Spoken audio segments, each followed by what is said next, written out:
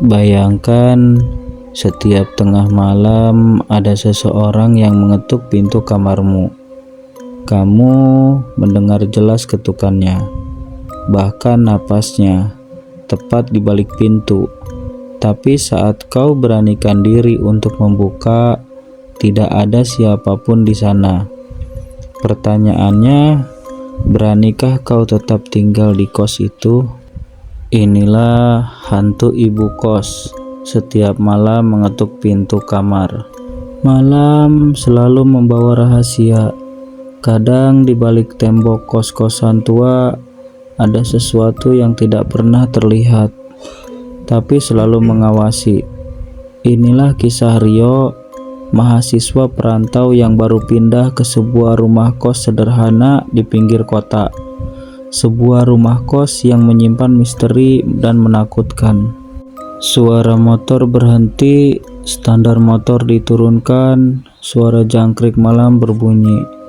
Rio dengan suara lelah berbicara, "Auf, akhirnya sampai juga. Katanya kos ini murah, dekat kampus. Tapi kok kelihatannya agak tua ya?" Suara langkah kaki mendekat, pagar besi berderit saat dibuka. Kos itu berdiri di sebuah gang kecil, cat dindingnya sudah mengelupas, pintu kayu tua terlihat kusam, dan jendela-jendela seakan menatap kosong ke arah jalan. Pintu berderit dibuka dari dalam. Bu kos, suara ramah tapi agak berat, agak misterius berbicara. Kamu Rio ya? Anak baru yang mau ngekos di sini?" Rio menjawab, "Iya Bu, betul. Saya sudah janjian lewat telepon."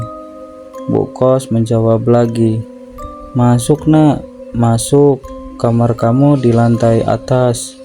Tapi nanti ibu kasih kunci dulu," sambil tertawa. Pintu kamar dibuka, bunyi engsel berdecit pelan. Kamar itu kecil, hanya cukup untuk satu ranjang, lemari tua, dan meja belajar sederhana. Bau apek tipis tercium seolah sudah lama tidak ditempati. Rio berusaha positif berbicara pada dirinya sendiri. "Ya lumayan lah, yang penting bisa tidur dan dekat kampus." Ibu kos pelan seolah memberi pesan kepada Rio. "Ingat ya nak, kalau malam sudah lewat jam 12 malam, jangan buka pintu kamar kalau ada yang mengetuk pintu." Rio kebingungan berbicara, Maksudnya apa ya Bu?" Ibu kos cepat-cepat menutup pembicaraan. Enggak apa-apa. Sudah, istirahat saja. Besok kamu mulai kuliah kan?" Pintu ditutup, langkah menjauh. Rio bicara sendiri dengan keheranan. "Aneh banget, jangan buka pintu kalau ada yang ngetuk. Kenapa coba?" Jam berdetak, suara malam sunyi, kipas angin berputar. Malam pun tiba. Rio mencoba tidur, meski rasa asing dari kamar itu membuatnya gelisah. Jam menunjukkan pukul 12 malam. Suara ketukan pelan. Tok, tok, tok. Rio terbangun dengan suara takut. Siapa itu?" Ketukan lagi lebih keras. Tok, tok, tok. 3 ketukan, pelan tapi jelas. Seperti ada yang berdiri tepat di depan pintunya. Rio berbisik pada dirinya sendiri, "Jangan buka pintu kalau ada yang ketuk. Jangan buka."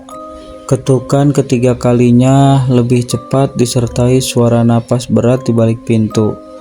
Rio menutup telinga berbicara gemetar, "Astagfirullah, siapa sih? Ini udah tengah malam."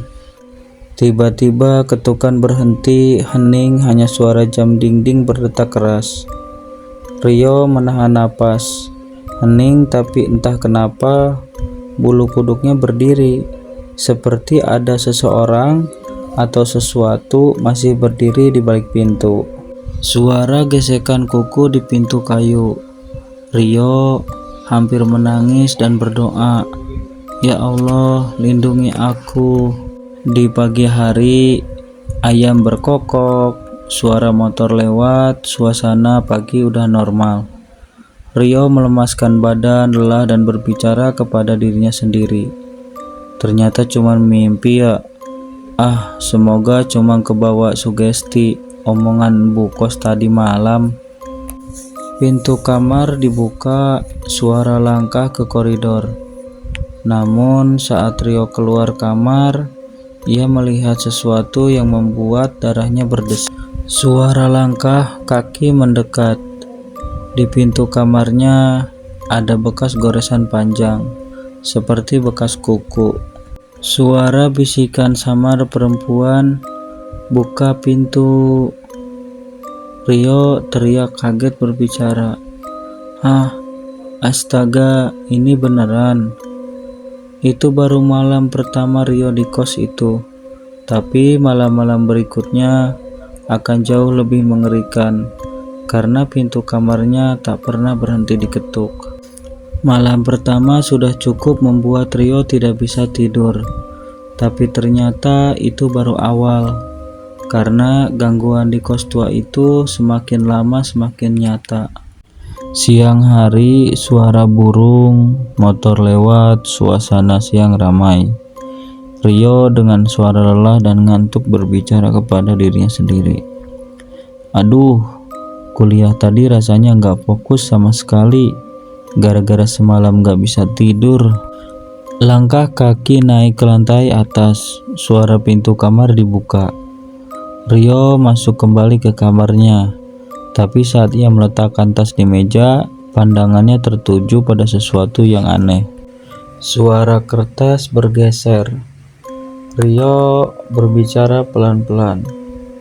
"Loh, bukannya buku catatanku aku taruh di dalam tas ya? Kok bisa ada di atas meja begini?" Buku catatan itu terbuka di halaman kosong, namun di tengahnya ada tulisan samar, seperti goresan kuku, "Jangan buka pintu." Suara bisikan samar perempuan, "Jangan buka, jangan buka." Rio terkejut, agak panik, berbicara sendiri, "Astaga, siapa yang iseng gini? Jangan-jangan ibu kos." Suara jam berdetak, kipas angin berputar, malam pun sunyi. Malam pun datang kembali. Rio mencoba menenangkan diri, tapi tepat pukul jam 12 malam, suara itu terdengar lagi. Ketukan pintu, tok, tok, tok. Rio tegang berbisik, "Aduh, lagi-lagi." Ketukan makin keras, tok, tok, tok. Ketukan kali ini lebih keras, seperti memaksa Rio untuk membuka pintu. Suara tangisan perempuan samar di koridor. Rio gemetar menutup telinga, berbicara sendiri, "Itu suara cewek nangis. Ya Allah, apa yang sebenarnya terjadi di kosan ini?" Suara langkah menyeret pelan di koridor, kain diseret. Rio memberanikan diri mendekat ke pintu, menempelkan telinganya. Tapi ia justru mendengar suara napas berat tepat di seberang pintu. Rio gemetar, hampir berteriak dan berbicara, "Siapa kamu?" Tiba-tiba suara pintu digedor keras. Rio mundur ketakutan, tapi seketika suara itu berhenti, hening, seolah tak pernah ada siapapun di luar. Di pagi hari, ayam berkokok, suara motor lewat, suasana pagi. Pagi harinya, Rio mencoba mencari penjelasan. Ia menemui beberapa anak kos lain yang tinggal di lantai bawah. Rio mencoba basa-basi berbicara, "Mas, kalian pernah dengar suara ketukan tengah malam gak?" Anak kos yang pertama menjawab agak ragu, "Ketukan? Paling kamu kebawa mimpi bro, aku sih tidur pules." Anak kos yang kedua ikut berbicara juga, pelan tapi serius, "Jangan ngomong keras-keras, kalau soal kutukan tengah malam memang udah banyak yang ngalamin. Rio penasaran dan berbicara, "Maksudnya gimana, Mas?" Anak kos kedua menjawab, "Dulu ada penghuni kos di lantai atas, mahasiswi. Katanya dia meninggal gantung diri di kamarnya. Sejak saat itu setiap malam selalu ada suara ketukan pintu, kayak minta ditemuin." Rio membisik shock.